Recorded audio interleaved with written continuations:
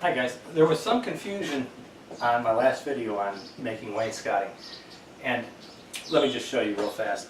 Pretend that this board here is your floor. Okay? The way that I do wainscoting is I take a 2x4 and I lay it on the ground. Alright? And wherever there's a stud, I attach it to it. And then I go up to the height of where I want my wainscoting minus the cap rail. Okay? And you'll see that in 1 second. So let's pretend for a moment this is my wainscoting, this material here. I'll then put another 2x4 right here. Okay? So it would look like that, and I attach it with screws or nails on every stud. And then to stiffen it up a little bit, I'd infill it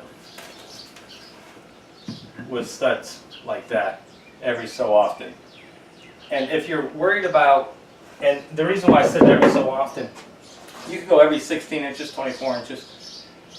You know, if it's thick material like the wainscot that I had made, I used 1/2 inch cabinet grade plywood for the field, what they call a field.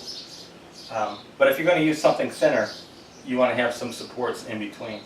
If you're worried about the sound traveling better through a wall, you can put foam insulation. It's not very expensive. It's foam board they call it.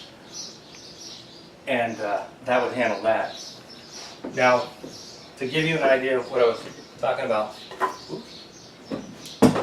if I had that like that, that's in essence what I was talking about for wainscoting. Then I would take my 2x6 as my cap, and it would go like that. And then I'd put my wainscot here, and then I'd build my detail out. So I hope that clarifies some of the confusion that I had created. I'll catch you on the next one.